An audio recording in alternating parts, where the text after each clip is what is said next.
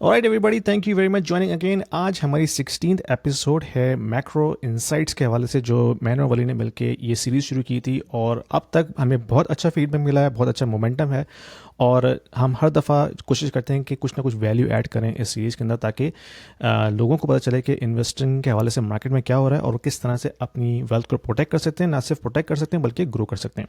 तो इसी हवाले से आज हमारे पास एक जैम पैक एजेंडा है जिसके बारे में हम तफसील से बयान करेंगे।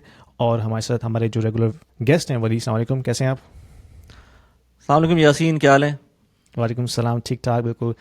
तो वली, 2 वीक से काफ़ी हलचल मार्केट में है और स्टॉक्स नीचे आए हैं, और क्रिप्टो में तो खैर जो जलजला आया था उसके बाद से अभी भी इन्वेस्टर संभल नहीं सकें।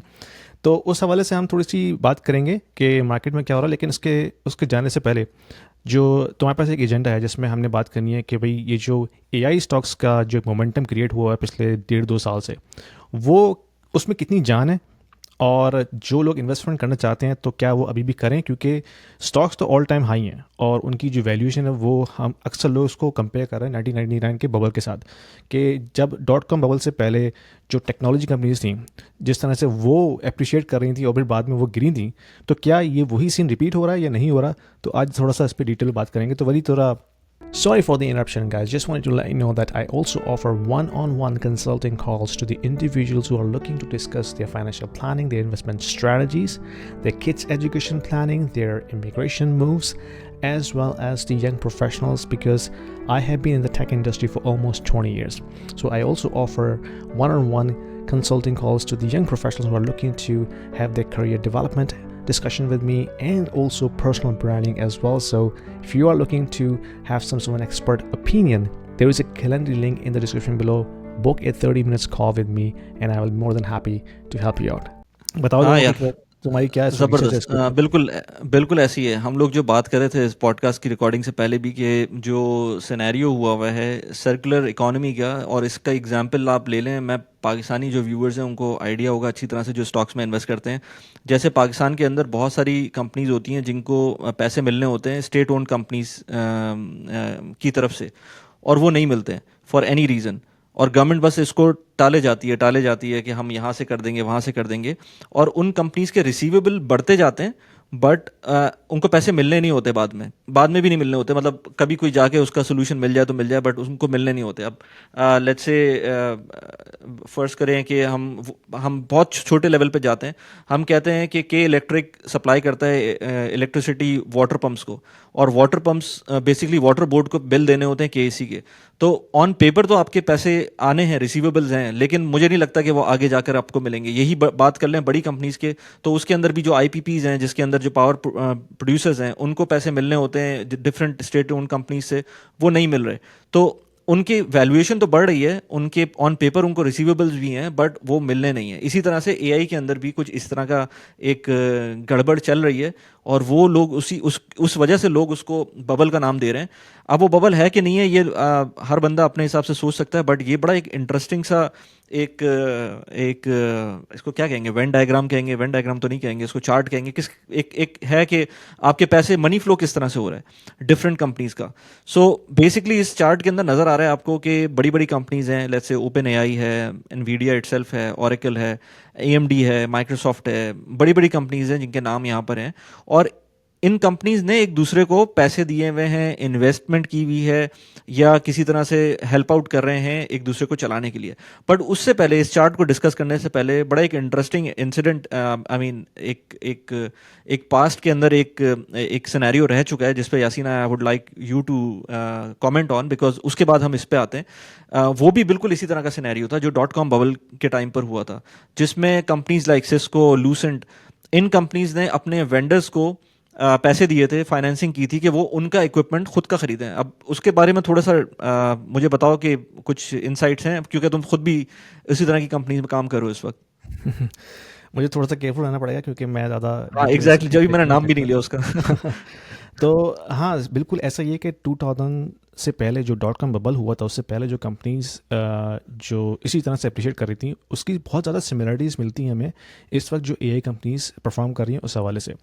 और उस सब ये हुआ था, उसमें दो तरह के सिनारियोज थे। एक तो ये था कि जो इंटरनेट का जो बूम था ना, वो ओवर रियलाइज कर लिया गया था इन्वेस्टमेंट कम्युनिटी के अंदर। यानी कि लोग कहते हैं भाई इंटरनेट जो है वो दुनिया चेंज कर देगा, हमारा काम करने का तरीका चेंज हो जाएगा, and it is going to बस, जिसे कहते हैं ना कि वो दुनिया बिल्कुल तब्दील हो जाएगी इंटरनेट की वजह से, जो कि वाकई में हुआ। लेकिन वो हुआ 20 साल के बाद। यानी कि जितना उन्होंने हाइप क्रिएट की थी इंटरनेट की कि भाई इंटरनेट बस आ जाएगा और हर चीज़ दुनिया में चेंज हो जाएगी, वो फ़ौरन नहीं हुआ। वो हुआ 10 15 20 साल के बाद। यानी कि 8 साल के बाद जाके गूगल का वजूद आया। अमेज़ॉन उस वक्त बहुत एक छोटी स्टार्टअप हुआ करती थी। 10 साल के बाद अमेज़ॉन एक बढ़ के एक बड़ी कॉर्पोरेशन के तौर पे सामने आया। तो हमने देखा कि वो जो मोमेंटम हमें पेश किया जा रहा था वो हुआ इवेंचुअली, लेकिन उसको बड़ा टाइम लगा मार्केट में कैपिटलाइज करने में। तो उस वजह से हुआ ये कि जिन कंपनीज़ की वैल्यूएशन इतनी एक्सपोनेंशियली बढ़ गई थी इस बेस के ऊपर कि भाई इन कंपनीज़ ने जो है ना दुनिया बदल देनी है, वो इवेंचुअली फ़ौरन नहीं हुआ, देर से हुआ, लेकिन उसकी वजह से वो कंपनीज जो है बस्ट हो गई थी। तो एक तो ये सिनारियो था। और जो हमें नज़र आता है कि एआई में भी इसी तरह की इन्वेस्टमेंट हो रही है, ये सोच के कि भाई बस एआई ने जो है ना कल दुनिया चेंज कर देनी है। इवेंचुअली वो होगा आज से 5-10 साल के बाद, लेकिन लोग अंधों की तरह उसमें कैपिटल डाल रहे हैं ये सोच के कि भाई कल जो है दुनिया चेंज हो जाएगी एआई के बाद। तो एक तो ये सिमिलरिटी है। दूसरी सिमिलरिटी ये है कि ल्यूसेंट उस ज़माने में वेंडर बेस्ड फाइनेंसिंग बहुत एग्रेसिवली कर रहा था। अभी भी होती है, लेकिन उस वक्त वो ना बहुत एग्रेसिवली हो रही थी। यानी कि आपके पास जो है ख़रीदने के लिए प्रोडक्ट नहीं है लूसेंट की, आप कहेंगे भाई लूसेंट आपको जो है ना वेंडर बेस्ड फाइनेंसिंग ऑफर कर रहा है कि आप हमसे फाइनेंसिंग करवा के हमारी ही प्रोडक्ट खरीद लें। तो उससे क्या हुआ कि आर्टिफिशियल डिमांड क्रिएट हुई मार्केट के अंदर कि हर कंपनी जो अफोर्ड नहीं कर सकती वो फाइनेंसिंग की बेस के ऊपर लूसेंट की प्रोडक्ट खरीदना शुरू हो गई, क्योंकि इंटरनेट का जो नेटवर्क है उस वक्त डिप्लॉय हो रहा था। तो हुआ ये कि उससे आर्टिफिशियल डिमांड क्रिएट हुई, इतनी हो गई कि उतनी नीड नहीं थी मार्केट के अंदर। यानी कि कस्टमर रेडी नहीं था उस इंफ्रास्ट्रक्चर को यूज़ करने के लिए, लेकिन उन्होंने बेतहाशा इक्विपमेंट्स भेज दिए। और इन दी एंड क्या हुआ कि जब उनको पता चला कि भाई अभी तो हमारे पास इतनी पाइपलाइन ही नहीं है कस्टमर्स की, तो हम इसको डिप्लॉय करके करेंगे क्या। देन फिर वो बबल जो है बस्ट हुआ, और फिर जिन कंपनी ने लेवरेज किया हुआ था अपने आप को फाइनेंसिंग के ऊपर, वो ऑफ कोर्स बस्ट हुई। तो फिर सारा का सारा एक चेन रिएक्शन क्रिएट हो गया, जो इस डायग्राम से हमें बहुत अच्छी तरह नज़र आ सकता है। हाँ, बिल्कुल। इसके अंदर भी कुछ इस तरह से है कि जो बड़ी-बड़ी कंपनीज़ हैं, वो आपस में इंटरलिंक्ड हैं। अब फॉर एग्ज़ाम्पल ओपन एआई जो कि चैट जीपीटी की पेरेंट कंपनी है, और वहाँ पर ऑफ कोर्स पूरी दुनिया इसको एक्सेस कर रही होती है, तो उसको कंप्यूटिंग पावर चाहिए। और कंप्यूटिंग पावर लेने के लिए इसको एनवीडिया जैसी कंपनीज़ के जीपीयूज़ चाहिए, पावरफुल प्रोसेसर्स चाहिए। तो अब उनको ख़रीदने के लिए एनवीडिया से जब आप ख़रीदना है वो, तो आपको पैसे चाहिए। वो पैसे कहाँ से आएंगे? वो पैसे अगर आपके पास नहीं है या आपको फाइनेंसिंग करनी है, तो आपको कहीं और से लेने पड़ेंगे वो पैसे, या अपने कस्टमर्स के थ्रू लेने पड़ेंगे। जबकि ओपन एआई इस वक्त कह रही है कि हम ऐसा कोई प्रॉफिटेबल उस तरह से नहीं है ऑर्गेनाइजेशन, लेकिन एट द सेम टाइम बहुत ज़्यादा लोग इसको यूज़ कर रहे हैं, तो उसकी वैल्यूएशन तो अपनी जगह पर है। सो पैसे वो कहाँ से जनरेट करेंगे? तो एनवीडिया कहती है कि भाई आप मुझसे ही पैसे ले लें, आपको मैं खुद इन्वेस्ट करता हूँ आपके अंदर, और आप वो पैसे लेकर आप मुझसे मेरा जीपीयू ले लें। तो ये बिल्कुल कंप्लीटली वही चीज़ है कि वेंडर फाइनेंसिंग एक तरह का मॉडल है। इसी तरह से एएमडी के साथ भी कुछ इसी तरह का सिनेरियो है कि एएमडी का तो एक अलग ही सिनेरियो है ना, कि उसके अंदर तो एनवीडिया खुद इन्वेस्ट कर रहा है, और उसके बाद वो सिर्फ इस बात पर कि मैं इन्वेस्ट करने वाला हूँ, एएमडी की स्टॉक की प्राइस बढ़ जाती है। और जब इन्वेस्टमेंट जो उसकी स्टॉक प्राइस बढ़ती है तो वैल्यूएशन बढ़ती है, और उसके बाद उसके पास कैपिटल आ जाता है एनवीडिया के पास भी, जब उसके अंदर स्टेक होंगे उसके। सो ये जो चीज़ है ओवरऑल, इसी तरह से ओरेकल की डील है। तो ये जो पूरा सिनेरियो है, ये सिर्फ इस बेसिस पे हो रहा है कि आगे जाकर एआई और ग्रो करेगा, आगे जाकर और इसमें पैसे आएंगे, लोग इसकी यूज़ केस हैं इनके बहुत सारे, और आगे यूज़ केसेस आएंगे जो कि डेफिनेटली आएंगे। बट अगर ये किसी भी पॉइंट पर ब्रेक होती है ये चेन, तो ये सारा सिस्टम जो है वो बर्स्ट हो सकता है। ये पॉइंट है लोगों का इस वक्त, जो कि इस वक्त एआई के बबल की बात कर रहे हैं। बिल्कुल। इस पे जो सोचने वाली बात है ना वो ये है कि ठीक है ओपन एआई इतनी बड़ी बड़ी इन्वेस्टमेंट की अनाउंसमेंट कर रहा है, लेकिन अगर आप उसकी एनुअल रेवेन्यू देखते हैं ना, जो लास्ट रिपोर्टेड एनुअल रेवेन्यू, क्योंकि अभी तो ये प्राइवेट ऑर्गेनाइजेशन है ना, पब्लिक तो नहीं हुई, लेकिन जो भी उन्होंने अब तक शेयर किए मार्केट में वो अराउंड $12 बिलियन है। कहाँ $12 बिलियन का एनुअल रेवेन्यू है, और कहाँ वो 100 बिलियन $200 बिलियन की इन्वेस्टमेंट की बातें कर रहे हैं। तो अक्सर लोग क्वेश्चन ये कर रहे हैं कि भाई इतनी तुम जो इन्वेस्टमेंट की अनाउंसमेंट कर रहे हो, तो तुम्हारे पास ये इतना कैश आएगा कहाँ से। तो ये एक बड़ा क्वेश्चन मार्क है। और उनकी तरफ से जो एक्सप्लेनेशन आती है वो ये आती है कि भाई क्योंकि चैट जीपीटी की जो डेली सब्सक्राइबर्स हैं वो बढ़ते चले जा रहे हैं, तो इवेंचुअली वो रेवेन्यू में कन्वर्ट होंगे। और अभी तो सिर्फ वो कंज्यूमर को बेच रहे हैं ना, इनका जो टारगेट है वो है उन्होंने जाके बिजनेसेस को बेचना है, यानी कि बी टू बी। तो जब बी टू बी की बारी आएगी तो उस वक्त फिर जो है वहाँ से उनका रेवेन्यू जनरेट होगा। तो वो एक फ़िलासफ़ी है, यानी कि फ्यूचर में ऐसा होगा, उसकी बेस पे जो है इतनी बिलियंस ऑफ डॉलर की इन्वेस्टमेंट हो रही है। तो वही बात है कि होगा, हो सकता है, लेकिन हो सकता है उसको 3 साल लगें, 4 साल लगें, 5 साल लगें, 10 साल लगें। लेकिन अभी जो इनकी रेवेन्यू कैपेसिटी है वो बहुत कम है, यानी कि $12 बिलियन का रेवेन्यू है एनुअल, और वो बात कर रहे हैं $100 बिलियन $200 बिलियन की इन्वेस्टमेंट की। तो that is something people are very concern about it. और उसी वजह से जो है ना स्टॉक्स आप देख रहे हैं डेली जो है ना वो बहुत ज़्यादा फ्लक्चुएट कर रहे हैं, क्योंकि एग्जैक्टली जो इन्वेस्टमेंट करना चाहते हैं वो कर भी रहे हैं, लेकिन जिनको ख़तरा है वो निकाल भी रहे हैं पैसा अपना। तो ये हो रहा है। उससे उससे जो लास्ट हमारा एक इंसिडेंट हुआ था डीप सीक का, जिस वक्त अनाउंसमेंट आई थी डीप सीक की तरफ से, उस वक्त हम देखें अगर कि एनवीडिया के जो स्टॉक्स हैं वो जिस तरह से नीचे गए थे, वो एक अलार्मिंग बेल थी कि इतनी फ्रेजाइल किस्म की ये सिस्टम है कि किसी टाइम पर भी एक कोई न्यूज़ आएगी और किसी ने भी प्रोक्लेम, लेट्स से कोई क्या कहता है कि भाई मेरे पास ऐसे प्रोसेसर्स हैं जो इतने महंगे एनवीडिया के जो प्रोसेसर्स हैं उससे बहुत सस्ते हैं, fraction of the cost, I can help run let's say open AI या कोई और जो एआई मॉडल है। तो अगर इस तरह से होता है जिस तरह हमने डीप सीक के टाइम पे देखा था, उस टाइम पर पूरी मार्केट बैठ जाती है एआई की। तो इसीलिए जो लोग कहते हैं कि भाई हमें एनवीडिया बहुत अच्छी कंपनी लगती है, हम उसमें इन्वेस्ट करेंगे, तो आप करते रहें, बट ये कोई बहुत अच्छी एक एक इन्वेस्टमेंट मेथोडोलॉजी नहीं है कि आप एक स्पेसिफिक कंपनी के ऊपर जस्ट बिकॉज के आपको लगता है कि एआई बहुत ऊपर जाएगी उसके अंदर आप इन्वेस्ट कर रहे हैं। कल को हो सकता है दूसरी कंपनी कोई आ जाए जो एनवीडिया से ज़्यादा बेहतर हो या ओपन एआई से ज़्यादा बेहतर हो। सो यू नेवर नो ये कब हो जाए, और हो सकता है एआई का जो बबल है वाकई बबल हो। हम आई डोंट नो अभी करंटली कि बबल है कि नहीं है। अभी कुछ आगे बातें करेंगे हम, उससे लगेगा कि शायद बबल तो नहीं है, क्योंकि उसकी वजह से बड़ी बड़ी मेजर कंपनीज पूरी दुनिया की वो अपने ले ऑफ्स कर रही हैं, और ये टेक कंपनीज की बात नहीं हो रही है, नॉर्मल कंपनीज की बात हो रही है। खैर एनीवेज, आई मीन ये चार्ट एक बहुत इंपॉर्टेंट चार्ट है, इसके ऊपर तकरीबन कोई 10 मिलियन के करीब व्यूज़ थे एक्स प्लेटफॉर्म के ऊपर, और इसके अलावा ऑफ कोर्स ये जगह जगह और फ्लोट हुआ था, तो मैंने कहा इसको इंक्लूड करते हैं इसके अंदर, इस स्टॉक के अंदर। आगे अगर चलें तो उसके अंदर एक और चीज़ इंपॉर्टेंट है कि जो भी इन्वेस्टर्स हैं उनको एक चीज़ देखनी चाहिए कि ये जो एस.एन.पी, इस टाइप का हमने डिस्कशन पहले लास्ट वीकली में भी किया था। उसके अंदर हमने बात की थी कि 1990s के अंदर जो कंपनीज थी वो 2000 के अंदर बहुत सारी नहीं थी, और 2000 के अंदर जो कंपनीज थी वो 2010 में नहीं थी, और 2024 के अंदर वो कंपनी जो 2010 में थी उनमें से बहुत सारी कंपनीज अब नहीं है। तो अगर आप इसके अंदर देखेंगे तो 1990s के अंदर कोई कंपनी अगर आप उठा के देख लें तो आईटी से रिलेटेड कोई कंपनी ही नहीं थी। अगर आईबीएम की बात करते हैं या लेट्स से एटीएनटी की बात करते हैं, जो कंपनीज 1990s में नज़र आ रही हैं, तो ये बेसिकली आईटी कंपनीज नहीं थी। इनको आप कह लें कि लेट्स से कंप्यूटर नेटवर्क्स की कंपनीज थी या कंप्यूटर की कंपनीज थी। वो उस तरह से आईटी टेक जो हम 2000 के अंदर हमने डॉट कॉम की इंटरनेट कंपनीज देखा था उस तरह की नहीं थी। फिर 2000 के अंदर देख लें तब भी उस टाइम पर हमको सिस्को नज़र आई, उसके अंदर माइक्रोसॉफ्ट नज़र आई, उसके अंदर इंटेल नज़र आई। तो ये इस तरह की कंपनीज ने एंट्री शुरू कर दी थी।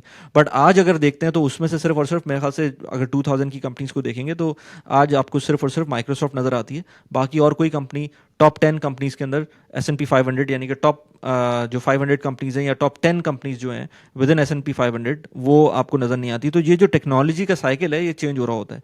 इसी वजह से एआई आज है, हो सकता है 5 साल बाद एआई किसी और शेप और फॉर्म के अंदर हो, या हो सकता है एआई कंप्लीटली ट्रांसफॉर्म हो चुका हो, किसी और चीज़ के अंदर आ गया हो। दुनिया बहुत तेज़ी से चेंज हो रही है। डॉट कॉम बबल या लेट्स से इंटरनेट जो है वो 1990s के अंदर आया था, फिर 2000 के अंदर वो बस्ट हुआ था।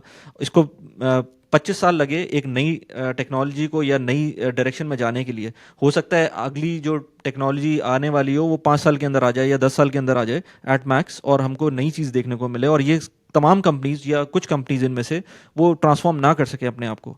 तो इसलिए investing in single company is always riskier. अगर आप इस तरह से करते हैं तो इसके अंदर थोड़ा बहुत फन मनी अगर आप डाल रहे हैं तो इट्स फाइन, लेकिन अगर आप अपने पैसे इसमें इसलिए डाल रहे हैं कि आपको पता है कि भाई आपको खुद से समझ में आ गया है कि अब एआई ने एनवीडिया के थ्रू चलना है और एनवीडिया को ग्रो करना है और आप एनवीडिया में ही इन्वेस्ट करेंगे जस्ट बिकॉज ऑफ दैट, तो मेरे ख्याल से वो एक अच्छी चीज़ नहीं है। तो AI बबल हो ना हो, बट इन्वेस्टिंग मेथोडोलॉजी अगर आपकी ये है कि एक सिंगल कंपनी में आपको इन्वेस्ट करना है, तो वो सही नहीं होगा।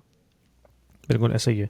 और एक चीज़ इसमें ये भी है कि एआई शायद कमोडिटी बन जाए। यानी कि अभी तो बहुत अर्ली स्टेज पे है ना, एआई डिप्लॉय हो रही है, और कंज्यूमर लेवल पे तो लोग इसको इस्तेमाल कर रहे हैं, लेकिन अभी इंटरप्राइज लेवल पे जो है ना आहिस्ता आहिस्ता डिप्लॉय हो रही है। तो इसमें यह है कि ज़रूरी नहीं है कि कोई ओपन एआई की ही प्रोडक्ट्स को यूज़ करेगा। बहुत से लोग जेमिनाई भी यूज़ कर रहे हैं, बहुत से लोग एंथ्रोपिक यूज़ कर रहे हैं, बहुत से लोग हो सकता है डीप सीक की जो प्रोडक्ट है वो यूज़ करेंगे।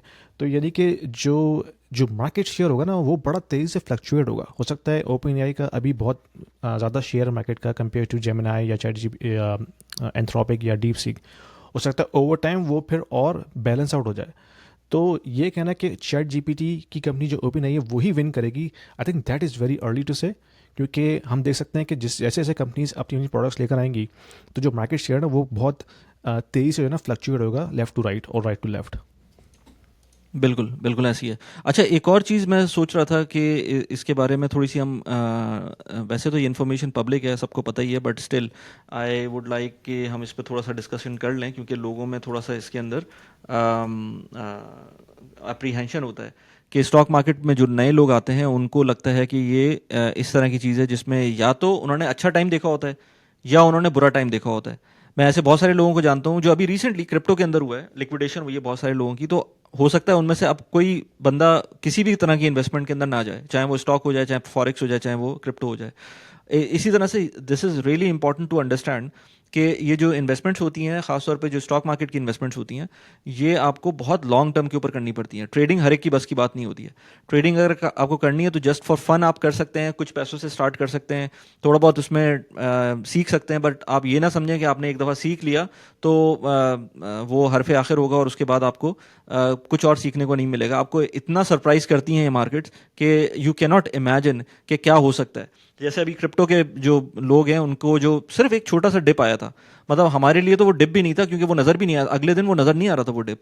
वो जब आप उसको जूम इन करते हैं तो आपको पता चलता है कि अच्छा वो 103 तक पहुंच गया था बिटकॉइन, बट एक्चुअल में जो आप देखते हैं तो 106 के ऊपर ही था। बट वो थोड़ा एक घंटे का जो डिप था उसने बिलियंस ऑफ डॉलर्स की लिक्विडेशन करवाई थी पूरी मार्केट के अंदर।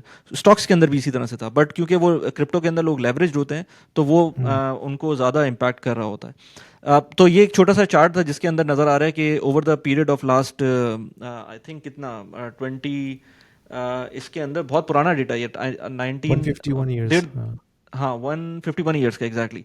तो इसके अंदर आपको नज़र आ रहा है कि -50% भी कभी कभी मार्केट्स गई हैं, -40% भी गई हैं, -30% भी गई हैं। इनफैक्ट 2002 के अंदर लास्ट जो एक साल था जिसके अंदर -30% मार्केट गई है। तो it's not that distant past कि उसके अंदर -30। तो आज अगर किसी को लगता है कि इन्वेस्टमेंट कर रहा है वो और -30% का जो लॉस है वो एब्जॉर्ब कर सकता है, ये नहीं कि वो लॉस रियलाइज होगा, बट वो लॉस एब्जॉर्ब कर सकता है for the next let's say 5-10 years, तो फिर वो उस स्टॉक मार्केट के अंदर लॉन्ग टर्म इन्वेस्टमेंट के लिए जाए। अदरवाइज मेरा नहीं ख्याल जितना आपको लॉस बर्दाश्त कर सकते हैं उतना ही जा सकते हैं। इसके बाद आप ऑफ कोर्स ये तो आपको डाउन साइड नज़र आ रहा है -20% का, बट इसमें अप साइड भी है। 30% से ऊपर का अपसाइड यहाँ पर जो है वो डाउन साइड से ज़्यादा है। इसी तरह से 50% का अपसाइड जो है वो डाउन साइड से ज़्यादा है। डाउन साइड में 1931 में एक दफ़ा 50% से नीचे गई थी मार्केट पूरे एक साल के अंदर, जबकि अप साइड देखें तो 1933, 1935 और 1954 के अंदर 50% अप गई थी मार्केट। ये S&P 500 की बात हो रही है। इसको आप दूसरे स्टॉक मार्केट्स के अंदर भी रेप्लिकेट कर सकते हैं, बट ये डेटा हमारे पास उसका ही है।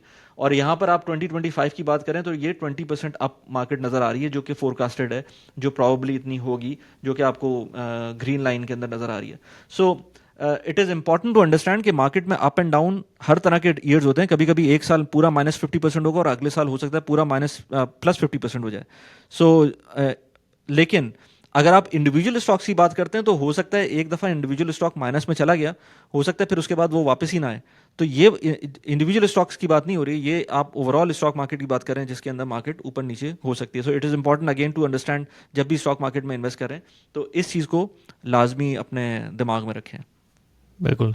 इसमें सिस्को की एग्जांपल बड़ी वैलिड है, क्योंकि सिस्को जब .com बबल से पहले ऊपर गया था, I think it it almost touch like $80 before .com bubble, और हम्म जब फटा था हम्म हम्म उसके बाद सिस्को उस लेवल पे कभी नहीं गया। अब हम्म इस वक्त आज से 25 साल के बाद उस इवेंट के बाद अब जाके सिस्को उस लेवल पर दोबारा आ रहा है, यानी कि स्टॉक परफॉर्मेंस की हम बात कर रहे हैं।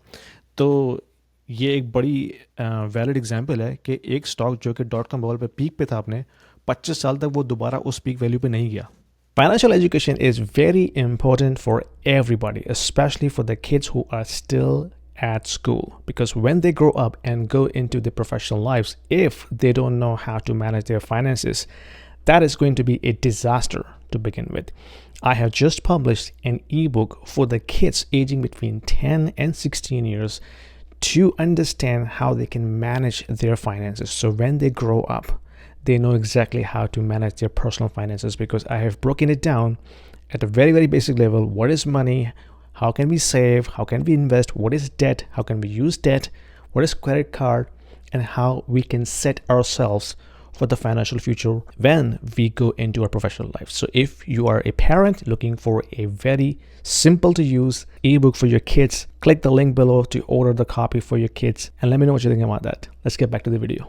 तो ये भी सोचना है कि अगर आप किसी ऐसी कंपनी में बैट कर रहे हैं जो आपको लगता है कि इज़ द विनर, लेकिन अगर वो बबल फटता है, तो आप ये ध्यान में रखें कि हो सकता है वो स्टॉक उस लेवल को हो सकता है 10-15 साल तक दोबारा अचीव ही ना कर सके।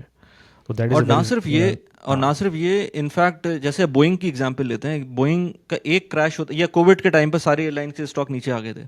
उसके बाद बोइंग के साथ एक मिजरी थी कि वो हर कुछ 1 साल बाद 1.5 साल बाद कोई ना कोई इंसिडेंट होता था उनके साथ। तो वो पहली दफ़ा इंसिडेंट हुआ, चलो कोविड के बाद जो ना लोगों ने कहा नहीं अब तो रिवाइव होगी इंडस्ट्री वापस, तो हम इसको दोबारा से इस पर इन्वेस्ट करते हैं। उन्होंने इन्वेस्टमेंट स्टार्ट की, बोइंग का कोई नया स्कैंडल आ गया या कोई जहाज़ गिर गया, उसकी वजह से स्टॉक फिर नीचे आ गया, and then it kept on going. तो वो बोइंग के अंदर जो है वो अभी तक उस तरह से रिकवरी आई नहीं है, हालांकि कितनी बड़ी कंपनी है।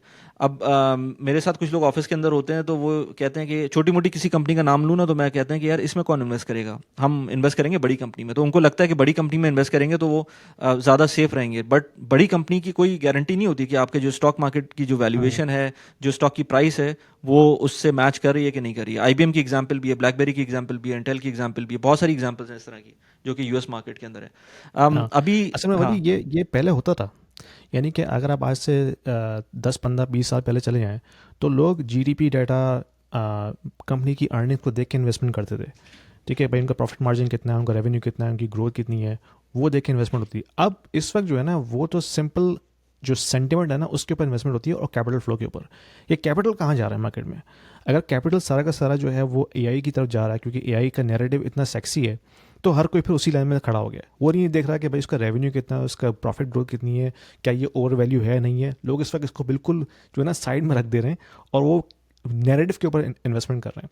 तो इसलिए ये चीज़ बड़ी ख़तरनाक है कि अगर आप किसी नैरेटिव की बेस पे इन्वेस्टमेंट कर रहे हैं, वो नैरेटिव किसी भी वक्त चेंज हो सकता है, और जब वो चेंज होगा तो फिर तबाही होगी। हाँ एग्जैक्टली मतलब बड़ी बड़ी कंपनीज है इस वक्त जो कि बहुत अच्छा परफॉर्म कर रही हैं in terms of their revenues. Like से प्रॉक्टर एंड गैम्बल को ले लें, यूनिलीवर को ले लें, जो इस तरह की fast moving consumer goods companies हैं। नेस्ले की अभी बात करेंगे, उसको ले लें, किसी की भी इस तरह की कंपनी की बात कर लें, बट उनके स्टॉक्स के अंदर वो परफॉर्मेंस नहीं है। हालांकि पिछले 5 साल के अंदर उन्होंने बहुत अच्छा परफॉर्म किया in terms of revenue, but उनके स्टॉक्स के अंदर वैल्यूएशन नहीं मिल पा रही है उनको, पी रेशियोज नहीं मिल, पी उनका अच्छा नहीं बन पा रहा है, जस्ट बिकॉज लोगों की अटेंशन इस वक्त नहीं है इस तरह की कंपनीज के अंदर। उनको अभी वो दिख रहा है एआई और टेक्नोलॉजी, ये सारी चीज़ें। नेस्ले की बात अभी करते हैं इनफैक्ट, क्योंकि अभी जो एआई की बात जब हम कर रहे थे तो इसमें मेरी एक न्यूज़ मैंने देखी नेस्ले की, जिसके अंदर उनका जो सीईओ है वो कहता है कि भाई हम 16,000 लोगों को फारिग करेंगे। अब ये जो चीज़ है वो किसी भी वजह से नहीं है, सिर्फ और सिर्फ ऑटोमेशन और एआई की वजह से है। तो हमें एआई का कहीं ना कहीं तो नज़र आ रहा है कि रोल है। अब वो रोल किस तरह का है, वो इस तरह का है। इनफैक्ट अभी मैं तुमसे इस पे फीडबैक भी लूँगा कि जो जॉब लॉस अनाउंसमेंट नेस्ले ने की, एट द सेम टाइम उनकी प्रॉफिटेबिलिटी भी बढ़ गई थी, अर्निंग्स भी बढ़ गई थी, वो लेकिन उस लेवल पे नहीं बढ़ी थी कि स्टॉक के अंदर 10% का जंप आए। 10% का जो जंप आया वो इसलिए आया कि 16,000 नौकरियां ख़त्म कर रहे थे। तो इस पे क्या कहना है?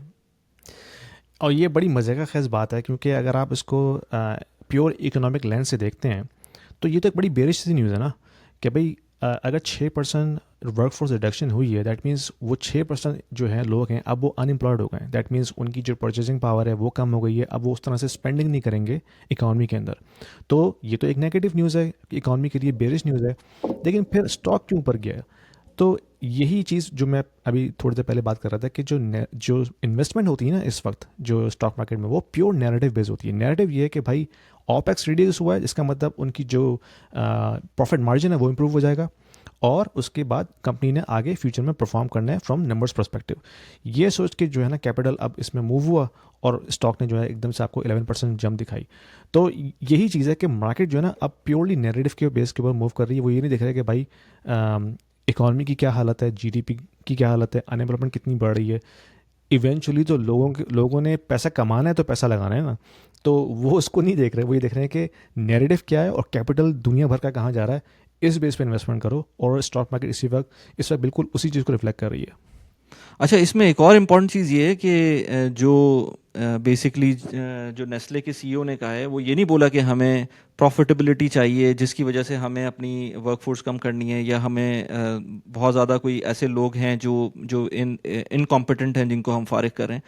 सिंपली उन्होंने ये बोला है कि हमें दुनिया में जो चल रहा है उससे पेस रखना है, और अपनी ऑटोमेशन इम्प्रूव करनी है, और अपनी प्रोडक्टिविटी इम्प्रूव करनी है, और एआई की वजह से हमारी जो जो जो लोग अनप्रोडक्टिव हैं हमें उनको फारिग करना होगा। And as simple as that. So इसमें एक और लेसन लोगों के लिए ये है कि अपनी जॉब को फॉर ग्रांटेड ना लें। ये किसी टाइम पे भी जा सकती है, आप किसी भी किस्म की इंडस्ट्री के अंदर हो। अगर आप, बहुत सारे लोग होते हैं ना, वो कहते हैं यार हमारा काम कैसे ऑटोमेट कर सकते हैं। आप सबको छोड़ें, आप इलेक्ट्रिशियन आपके पास आएगा, वो कहेगा कि यार मेरे काम को आप ज़रा ऑटोमेट करके दिखाएं, ज़रा कैसे एआई के थ्रू करेंगे।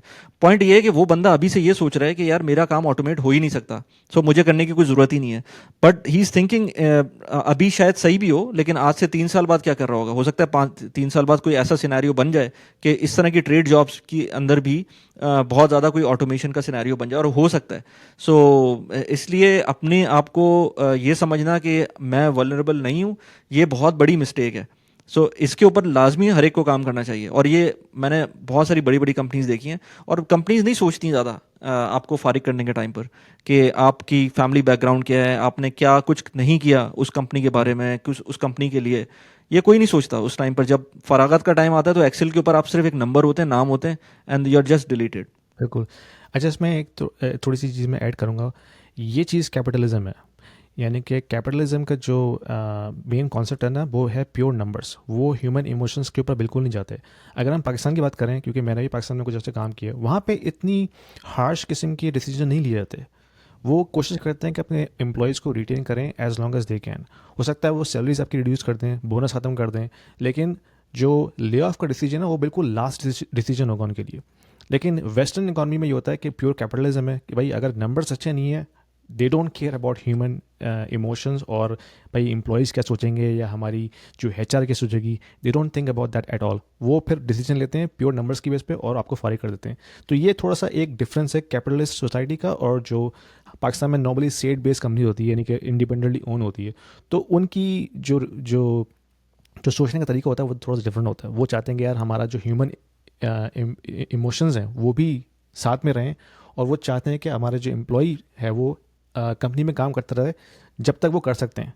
ऑफ कोर्स अगर हालात बहुत ही ख़राब हैं तो फिर तो आपको ले ऑफ करने पड़ेंगे, लेकिन उनकी जो पहली कोशिश होती है वो ये होती है कि अगर आप सैलरी रिड्यूस कर दें, बोनस रिड्यूस कर दें, ताकि आप जो अपना सिस्टम है चलाते रहें। लेकिन वेस्टर्न इकोनॉमी में ऐसा नहीं होता। वो तो हाँ, 2 मिनट लेकिन के अंदर मल्टीनेशनल उसी। जो काम कर रही हैं वो उसी लेवल पे काम कर रही हैं, उसी हाँ। लाइन ऑफ एक्शन पे काम कर रही हैं। इनफैक्ट अभी एचआर की बात की तो वो अभी एक और न्यूज़ थी, मैंने अभी उसको उसको देख ही रहा था अभी, कि अमेजोन के अंदर 15% ऑफ एचआर का हेड काउंट कम करेंगे वो। तो एचआर भी नहीं बची उसके अंदर, अमेजोन के अंदर वो 50% एचआर का जो हेड काउंट है वो कम करेंगे। अब ये जो इस तरह के सपोर्ट फंक्शंस होते हैं ना, एचआर हो गया, प्रोक्योरमेंट हो गया, ये तो ऑलरेडी हिट लिस्ट के ऊपर है। क्योंकि कुछ जो मार्केटिंग हो गया, पीआर हो गई, इस तरह के जो डिपार्टमेंट्स होते हैं, इनका मुझे नहीं लगता कि कोई केपीआई होता है। क्योंकि आपका केपीआई सेल्स के अंदर हो सकता है कि आपने इतने टारगेट मीट हाँ। करना है, इंजीनियरिंग के अंदर भी हो सकता है आपके केपीआईज वैसे टेक्निकल केपीआईज होंगे, फाइनेंस के अंदर भी हो सकता है नंबर्स मीट करने हो, आपके पास केपीआईज होंगे, बट मार्केटिंग के अंदर कौन सा केपीआई होगा, या एचआर के अंदर क्या केपीआई होगा? मतलब आपकी रिटेंशन एक बड़ा ऐसा नंबर है जो आप किसी वजह से भी कह सकते हैं यार ये आगे पीछे हो गया, मतलब मार्केट इस तरह की थी, ये हो गया या वो हो गया। पीआर के अंदर जो अगर आपने कोई कैंपेन चलाई सोशल मीडिया की, तो उसमें कोई इतनी अच्छी कैंपेन नहीं चली, तो आपके 10,000 किस्म के बहाने हो सकते हैं। एचआर के अंदर भी आप क्या करें, मतलब इस तरह की जिन डिपार्टमेंट्स के अंदर कोई फिक्स केपीआई नहीं होता, वो ज़्यादा आई थिंक प्रॉब्लम के अंदर है। बिल्कुल। मेरा एक कोलीग था, गोरा ही था, अमेरिकन। तो पहले वो मेरे साथ ही था इंजीनियरिंग की जॉब्स के अंदर। फिर वो मार्केटिंग में चले गया। मैंने कहा तुम मार्केटिंग में क्यों चले गए? कह रहा है यार ये एक वाही जॉब है जिसमें कोई अकाउंटेबिलिटी नहीं है। हाँ। कोई ऐसा कुछ नहीं पूछेगा कि हमें भी क्या परफॉर्मेंस है, क्या हुआ क्या नहीं हुआ, आप बस चिल करें। और वैसे ही होता है। नहीं, 100%। अगर कोई मार्केटिंग से देख रहा है तो नीचे कमेंट कर सकता है कि आप गलत कह रहे हैं कि नहीं, क्योंकि मेरे ख्याल से ऐसे ही है। मैं इसको इस तरह से रिलेट कर रहा हूँ ना, कि अगर फर्ज करो किसी कंपनी की कैंपेन है, मैं उसकी एग्जांपल देता हूँ यार। मतलब मैं हम लोग क्योंकि सोशल मीडिया में काम कर रहे हैं ना, तो मुझे बहुत सारे इस तरह के लोग भी मिलते हैं जो कि कंपनीज के सोशल मीडिया हैंडल्स चला रहे होते हैं। अब वो कहते हैं कि यार हमें लॉन्ग टर्म के ऊपर नहीं जाना। क्यों नहीं जाना लॉन्ग टर्म के ऊपर, और क्यों यूट्यूब के ऊपर हमें एडवर्टाइजमेंट नहीं करनी? वो इसलिए नहीं करनी क्योंकि इंस्टाग्राम या टिकटॉक से आपको इंस्टेंट रिजल्ट्स मिलते हैं, और यही हमारी एक वो बन जाते हैं, केपीआईज बन जाते हैं।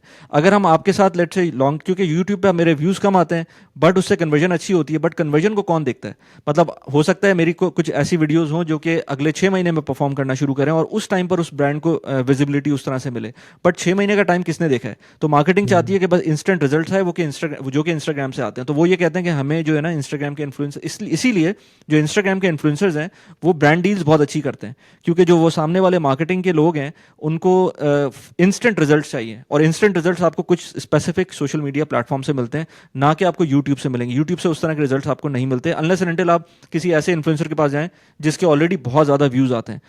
अदरवाइज आपको उस तरह के रिजल्ट्स नहीं मिलेंगे जहाँ जो मिलते हैं। तो इसलिए जो उनकी अकाउंटेबिलिटी है वो बड़ा शैलो होती है, वो वैसी नहीं होती केपीआई जिस तरह के लेट्स से इंजीनियरिंग, फाइनेंस या जो नंबर गेम्स होते हैं ना, वो डिफरेंट डिपार्टमेंट्स के डिफरेंट होते हैं। बट जो मार्केटिंग हो गई, पीआर हो गई, एचआर हो गई, इसके जो केपीआईज हैं वो उस तरह के नहीं होते।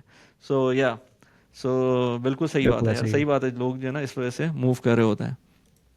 अच्छा, इसके अंदर मुझे मेरे पास एक और चीज़ थी अभी रिसेंटली, मैं उसको देख रहा था कि ये भी एक बड़ा ही एक ज़बरदस्त किस्म का लोगों के पास एक टाइम पर ऑप्शन था, अभी भी है, बट कोविड ने इनेबल किया था, एटलीस्ट मुझे तो किया था। मैंने अपना बहुत सारा काम कोविड के टाइम पर स्टार्ट किया था, बट अब जो है ना बहुत सारी कंपनीज लिमिट कर रही हैं वर्क फ्रॉम एनीवेयर पॉलिसी को।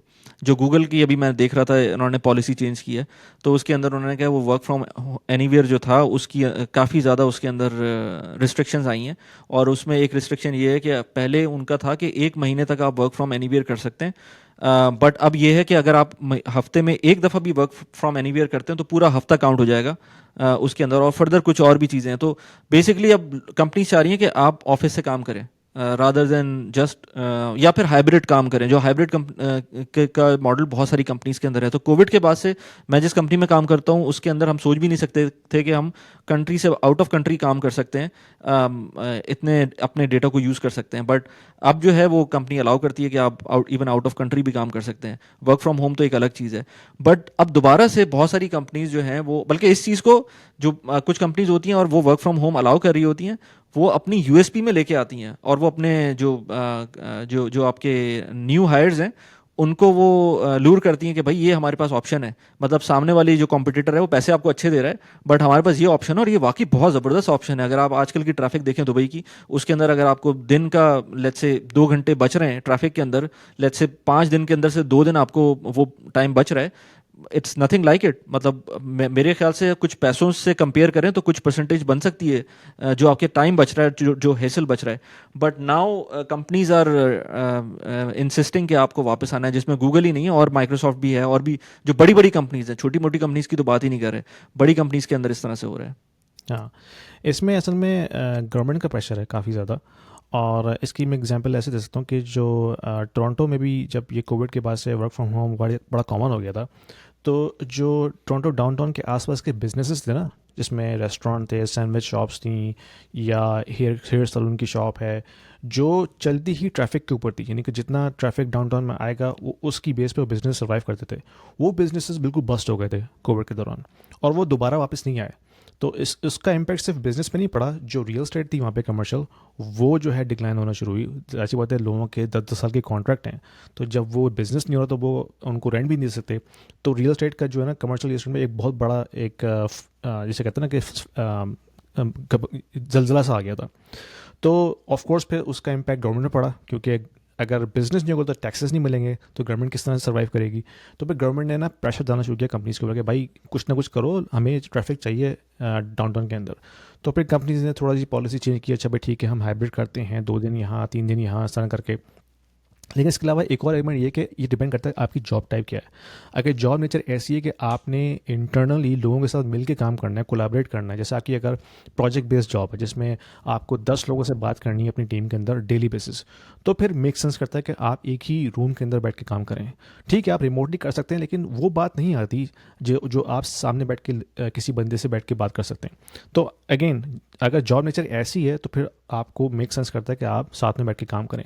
लेकिन अगर ऐसी जॉब है जिसमें आपने इंडिविजुअली परफॉर्म करना है, आपका बहुत ज़्यादा इंटरेक्शन अपनी टीम के साथ नहीं है, जैसी मेरी जॉब है, मैं सेल्स में हूँ, मेरा ज़्यादातर जो टाइम स्पेंड होता है वो होता है कस्टमर के साथ, पार्टनर के साथ।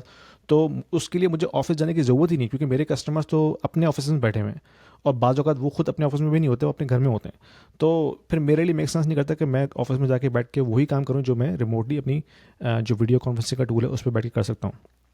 तो ये डिपेंड करता है कि आपकी जॉब नेचर क्या है, और अगर ये मेक सेंस करता है कि आपने एक टीम के साथ काम करना है, तो you have to be in that environment, क्योंकि फिर उससे परफॉर्मेंस पे इम्पैक्ट तो पड़ता है फॉर श्योर।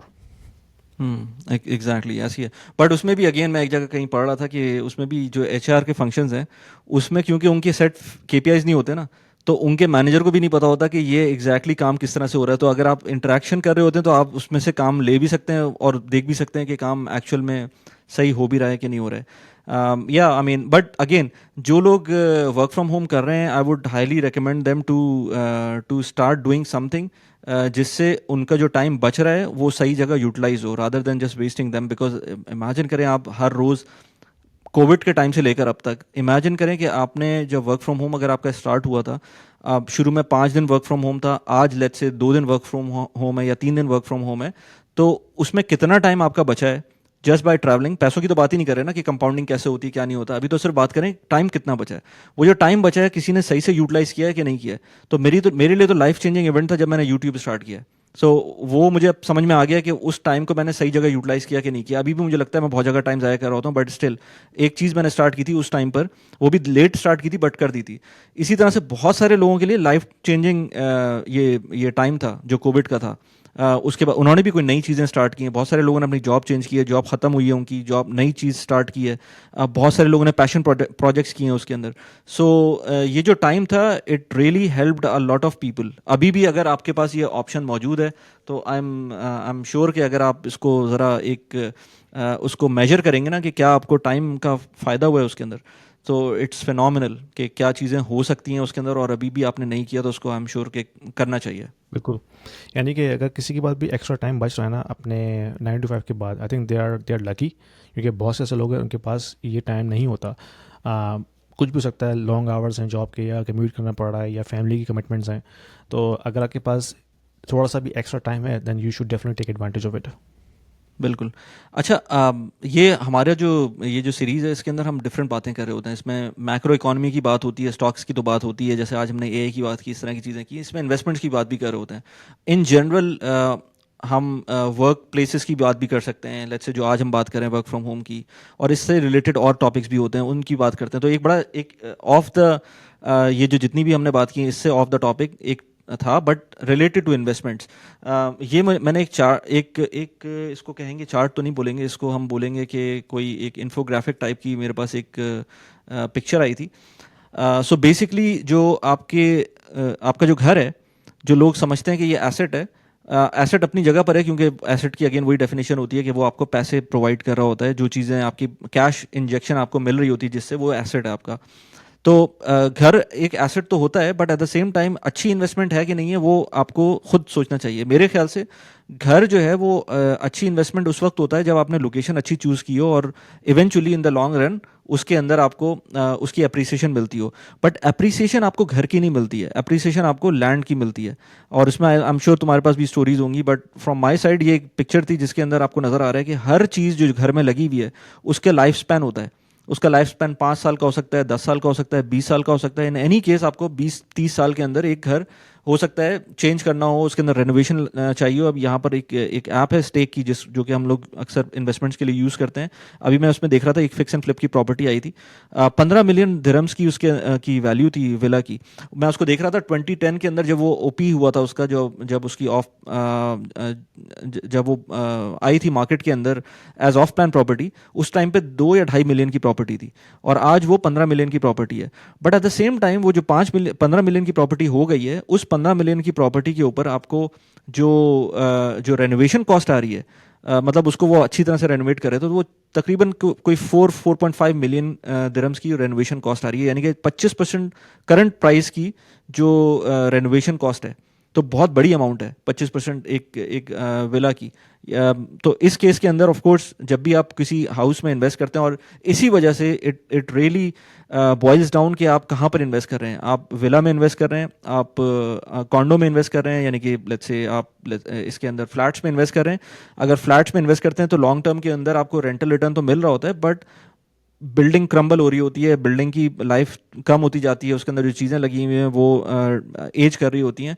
सो जब भी मैं भी अपनी रियल एस्टेट की वीडियोस बनाता हूँ तो उसमें यही बताते हैं हम लोग कि जब आप किसी ऑफ प्लान प्रॉपर्टी के अंदर इन्वेस्ट करें, अनलेस एंड अनटिल आप ये सोच रहे हैं कि एक लॉन्ग टर्म के ऊपर पोर्टफोलियो बनाना है, उसके अंदर ज़्यादा बेहतर ये होता है कि हार्डली आप 5 साल उसको रखें। 5 साल के अंदर आपको सेल आउट करनी होती है, फ्लिप नहीं करेंगे। 5 साल के बाद उसका एक कंसिस्टेंट रिटर्न मिल रहा होगा आपको, बट उसके अंदर प्राइस अप्रिसिएशन आपको नहीं मिलेगी। इट इज़ रियली इंपॉर्टेंट कि टू अंडरस्टैंड कि जो नई प्रॉपर्टी होती है उसका रिटर्न बहुत अच्छा होता है कंपेयर टू जब पुरानी प्रॉपर्टी हो जाती है। उसके जो जो ख़ास तौर पे जो अपार्टमेंट्स होते हैं उसके अंदर उस तरह का रिटर्न नहीं मिल रहा होता, जस्ट बिकॉज जो बिल्डिंग की एज होती है वो बढ़ रही होती है। बिल्कुल ऐसा ही है। अच्छा, उस हवाले से तुम क्या रिकमेंड करते हो अगर किसी ने रियल स्टेट में इन्वेस्टमेंट कर दी? लेट्स से हम दुबई की बात करते हैं, तो दुबई में तो ऑफ कोर्स जो ईजियर टू बाय है वो अपार्टमेंट्स हैं, ठीक है, क्योंकि एक तो उनकी सप्लाई बहुत ज़्यादा है, ऑप्शन बहुत ज़्यादा हैं, और वो थोड़े से अफोर्डेबल भी होते हैं कंपेयर टू जैसे टाउन हाउसेज हैं या विलाज हैं। तो अगर किसी ने एग्जिस्टिंग प्रॉपर्टी बाय करनी है जो कि ऑलरेडी इस्टेब्लिश्ड है, उसमें अच्छा रेंटल भी आ रहा है, तो तुम लोगों की क्या इसमें एडवाइस होती है कि भाई उन If you are an investor in the US, in Canada, or in Europe, and you are considering investing into Dubai real estate market, this video is for you, because we have a platform called Stake, which allows you to invest into the residential real estate market and start earning rental income right away without going through a lengthy documentation process or coming up with a heavy down payment. Stake is built upon the concept of crowdfunding. So it is democratizing the entire investment strategy and allows you to own a single unit of the entire investment portfolio. So you don't have to own the entire property, right? You can be part of the pool that can actually own a piece of property, a piece of real estate. So that allows you to start with as low as 2,000 dirhams, and you can slowly ramp up. So as you start investing into it, you can not only own a bit of real estate, but you also get a portion of the rental income on monthly basis. So it's a passive investment strategy, diversifying your portfolio from traditional North American or European markets into Dubai, which is hustling and bustling and growing very fast, and it allows you to build your wealth over time. So don't delay. There is a link down there in the description. If you click on this, it will give you free 200 dirhams in your account right away to start with, and you can thank me later. Investor को उस पर जाना चाहिए कि नहीं जाना चाहिए? अगर जाना भी चाहिए तो कितना अर्सा वो रखें और फिर आगे मूव ऑन हो? यार मेरे ख्याल से अपार्टमेंट की इन्वेस्टमेंट्स, जो कि पुरानी बिल्डिंग के अंदर अगर कोई अपार्टमेंट है तो उसके अंदर I don't see any sense in, unless and until आपको सस्ती वैल्यू मिल रही है, किसी वजह से भी डिस्ट्रेस डील मिल रही है, आपको बिलो मार्केट प्राइस मिल रहा है। आप ये देखें ना कि जब आप कोई प्रॉपर्टी लेते हैं तो उसमें 7% तो आपका वैसे ही लग जाता है। जो भी नई प्रॉपर्टी होती है उसके अंदर 7% आपका खर्चा आ जाता है फॉर द फर्स्ट ईयर, जिसके अंदर आपकी ट्रांजैक्शन डीएलडी कॉस्ट है, होती हैं, कमीशन है, डीएलडी की हाँ। फ़ीस होती है, एजेंट कमीशन होता है, बहुत सारी और चीज़ें होती हैं, तो और फिर उसके बाद थोड़ा बहुत उसको रेनोवेट करना होता है, तो 7 to 8% आपका खर्चा पहली प्रॉपर्टी के अंदर आ जाएगा। और अगर आपने ऑन टॉप ऑफ दैट उसको मॉर्गेज करवाया है, तो मॉर्गेज की अलग से कॉस्ट होगी, फिर इंटरेस्ट आपका लग रहा होगा हर साल का जो कि अप फ्रंट होगा, हम्म, उसके अंदर भी आपको शुरू के, अगर आपने लेट्स से 10 साल का मॉर्गेज ले लिया है, तो उसके शुरू के अगर आपने, अगर आपको वो प्रॉपर्टी 2 साल में अप्रिसिएट हो भी गई, तो वो जो इंटरेस्ट अपफ्रंट चला गया होगा वो उसको ऑफसेट कर देगा उसकी प्राइस को। एक तो ये कि वो लॉन्ग टर्म होना चाहिए, अगर आप वाकई मॉर्गेज में जा रहे हैं तो वो सोच के जाएं कि लॉन्ग टर्म जाएं, अगर प्राइस बढ़ जाती है तो वेल एंड गुड, अगर नहीं बढ़ती तो फिर आपको लॉन्ग टर्म में रखना पड़ेगा उस प्रॉपर्टी को। और दूसरा ये कि अगर आप 5 साल से ज़्यादा पुरानी प्रॉपर्टी ले रहे हैं, अगर कोई अपार्टमेंट ले रहे हैं, तो ये जहन में रखें, अनलेस एंड अनटिल दुबई में कोई बहुत ही अल्टीमेट किस्म का अपसाइड आ जाता है, तब तो उस प्रॉपर्टी की प्राइस बढ़ सकती है। वरना मैंने ऐसी प्रॉपर्टीज़ भी देखी हैं जो 10 साल के अंदर सेम, थोड़ा बहुत ऊपर गया नीचे गया, ऊपर गया नीचे गया, ऑलमोस्ट सिमिलर किस्म का उनका रिटर्न है। इस टाइम पर भी रेंट बढ़ गए हम्म, उनके, रेंट इन्फ्लेशन के हिसाब से बढ़ गए, लेकिन प्राइस में कोई खास फर्क नहीं आया, क्योंकि उसके अंदर उस प्रॉपर्टी ने एक टाइम पर बहुत महंगी प्रॉपर्टी भी गई थी। अब मैं एग्जांपल देता हूँ, एक प्रॉपर्टी ऐसी भी मैंने देखी है जो कि किसी ज़माने में 1 मिलियन दिरहम तक की उसकी प्राइस थी, और आज वो 4 लाख दिरहम की, 5 लाख दिरहम की आपको आराम से मिल जाती है। अच्छा, और ये बात इतना 15 साल डिफरेंस के हो गया। अंदर, 15 साल के अंदर नहीं, तकरीबन 20 साल के अंदर ये फ़र्क आया है। अब 20 साल के अंदर उस अपार्टमेंट बिल्डिंग के अंदर, अब जो, अब अगर मैं अब उस बिल्डिंग को देखूंगा तो I won't go and buy anything in that apartment unless and until I think about going as let's say, आप उसके अंदर एयरबीएनबी चलाना चाहते हैं, या लेट्स से आप हम्म, उसके अंदर ज़्यादा लोगों को रखना चाहते हैं, जो कि इलीगल है। अगर उस तरह से देखें, अगर आप इलीगली रखना चाहते हैं और आप उसको एक्टिवली मैनेज करना चाहते हैं, तब आपको वो रिटर्न अच्छा देगी, लेकिन वो सिर्फ रिटर्न होगा, उसके अंदर हार्डली कोई अप्रिसिएशन का चांस होगा। इसलिए इस तरह की बहुत सारी बिल्डिंग्स हैं जिसके अंदर वो प्राइस बहुत ज़्यादा थी। एक तो ये कि वो इस साइकिल में ख़रीदी गई थी जिसमें वो उनकी प्राइस बढ़ चुकी थी, और उसके बाद जब वो प्राइस एडजस्ट हुई तो वो नीचे आ गई, उसके बाद थोड़ी सी वो ऊपर जाना शुरू हुई, बट वो उसके बाद क्योंकि वो एक अपार्टमेंट है तो वो एक उसका सर्टेन अपसाइड है जो कि उससे ज़्यादा नहीं हो सकता अनलेस एंड अनटिल राइट। बहुत अच्छा कोई डेवलपर है। ऐसे हैं डेवलपर्स जिन्होंने अच्छी बिल्डिंग्स बनाई हैं, एमआर की एग्जांपल है, जिनकी बहुत अच्छी बिल्डिंग्स हैं, और उनकी पुरानी बिल्डिंग होने के बावजूद उनके अंदर कुछ अच्छे रिटर्न्स मिले और अभी भी उसकी प्राइस अप्रिशिएट हुई है, लेकिन वो कम एग्जांपल्स होती हैं। ज़्यादातर एग्जांपल्स अपार्टमेंट्स की, उसके अंदर प्राइस नहीं बढ़ती है। जो ऑफ प्लान की डिफरेंट बात होती है। ऑफ प्लान के अंदर एक तो आपने रिस्क लिया होता है, जब आपको हैंड ओवर होता है उस टाइम पे प्राइस नॉर्मली बढ़ जाती है, और अगर आप अच्छी साइकिल के अंदर हैं तो उसकी प्राइस जो एग्जिस्टिंग अपार्टमेंट होते हैं उससे बेहतर होती है। और दूसरी बात यह कि इन्वेस्टर्स को ज़्यादातर ऑफ प्लान सूट करता है, क्योंकि उसमें पेमेंट प्लान का आपको फ्लेक्सिबिलिटी होती है, हम्म, आपको मॉर्गेज में नहीं जाना पड़ता, बाद में जाकर आपके पास फ्लिपिंग के ऑप्शन भी होते हैं, और अगर आप फ्लिपिंग नहीं भी कर पा रहे तब उसको रेंटल पे दे सकते हैं। बहुत सारे ऑप्शंस होते हैं ऑफ प्लान के अंदर। और उसमें आपको एक और चीज़ ये कि जो शुरू के 7% का आपको एक्स्ट्रा एक्सपेंस है वो भी नहीं आ रहा होता, वो भी देखना पड़ता है। असल में लोग उसको सिर्फ ये देखते हैं कि करंट जो अब एग्जांपल लेते हैं कि अगर 2 ब्लॉक्स हैं, एक एग्जिस्टिंग बना हुआ है, बिल्डिंग पूरी कंप्लीटेड है, और एक हाँ, अभी बन रहा है जो कि ऑफ प्लान है। अब नॉर्मली प्राइस पर स्क्वायर फीट देखते हैं तो फर्स्ट करो किसी जो बनी हुई बिल्डिंग है उसकी प्राइस पर स्क्वायर फीट 1500 दिरहम पर स्क्वायर फीट है, और जो पुराना ट्रेंड था वो ये था कि ऑफ प्लान की प्राइस कम होती थी, लेट्स से वो 1400 में मिल रहा है या 1300 में मिल रहा है, अब वो प्राइस बढ़ गई है, वो 1600 चली गई है। तो अब जो एग्जिस्टिंग है वो 1500 स्क्वायर पर स्क्वायर फीट है, लेकिन जो जो नया वाला है वो 1600 पर स्क्वायर फीट है। बट प्रॉब्लम ये है कि लोग उसमें कहते हैं कि यार हम क्यों ऐसी बिल्डिंग के अंदर जाएं जो हमें पता भी नहीं है कि कब बनेगी, ऑल्दो कि पता तो होता है बट स्टिल उसमें एक रिस्क तो होता है इन्वॉल्व, तो वो उसको क्यों एक्सपेंसिव खरीदें। बट उसमें बात ये है कि वो 3 साल बाद जब बन के खड़ी होगी तो जो बराबर वाली बिल्डिंग है वो पुरानी हो चुकी होगी, और उसका डिज़ाइन भी पुराना होगा, और कुछ चीज़ें तो ऐसी होंगी जो चेंज भी नहीं हो सकती, क्योंकि अपार्टमेंट के अंदर अब विंडोज जैसे बन गई हैं वो बन गई हैं, अब उसको आप चेंज नहीं कर सकते, तो उसका हम्म, डिज़ाइन पुराना ही रहेगा। तो नई बिल्डिंग के अंदर नई चीज़ें आपको मिलेंगी, नए अप्लाइंसेस मिलेंगे, वो सारी चीज़ें होंगी। प्लस ये कि आपने उसके अंदर 7% का जो कंपोनेंट था जो नई बिल्डिंग के अंदर आपको नहीं देना था, वो पुरानी बिल्डिंग में आपने दिया उस चीज़ को, तो 7% का वहाँ पर भी तो वो देना डिफरेंस क्यों आता नहीं है। हो, क्योंकि डीएलडी की फीस तो आपने फिर भी देनी है ना, वो तो अपनी जगह ही है। डीएलडी की फीस देनी है, बट उसके अंदर जो बाकी के कंपोनेंट्स हैं, और कुछ कभी कभी डीएलडी की फीस भी आपको जो है ना, अगर आप अच्छी कोई डील कर लें तो उसके अंदर आपको मिल जाता है। प्लस पेमेंट प्लान कुछ इस तरह का होता है कि अगर आपको अच्छा पेमेंट प्लान मिल जाता है तो आप उसके अंदर भी अपना एक अच्छा बेनिफिट ले सकते हैं। डीएलडी की प्राइस जो फीस है वो तो 4% की आप देंगे, लेकिन 3-4% का जो एडिशनल एक्सपेंस आ रहा होता है वो आपको नहीं हम्म, देना होता। बहुत सारी और चीज़ें होती हैं जो आपको इस तरह से कंपेयर करनी पड़ती हैं। Right, right, right. चलो, अब मेरे ख्याल में हमारे सारे टॉपिक्स हो चुके हैं और हमारी जो हाँ, पॉडकास्ट है वो ऑलमोस्ट 45 मिनट्स की हो गई है। तो देखने वाले प्लीज़ हमें फीडबैक दीजिए, हमें अपनी जो ओपिनियन है उससे हमें आगाह कीजिए, और आप चाहते हैं कि अगर हम इसमें कोई और टॉपिक ऐड करें तो प्लीज़ वो भी हमें बताइए, we will definitely consider that. Any last thought before we wrap up Wali? नहीं यार, ये बड़ा ज़बरदस्त मेरे लिए भी इंसाइटफुल होता है, क्योंकि मैं बहुत सारी चीज़ें इसकी वजह से पढ़नी शुरू कर दी हैं इस सीरीज़ की वजह से, क्योंकि कुछ न्यूज़ ऐसी सामने आती थी, नज़र में आती थी और वो चली जाती थी, बट नाउ उनको थोड़ा सा डीप डाउन करना पड़ता है। सो इट्स कमेंट्स आते हैं तो उसमें बहुत मज़ा आता है।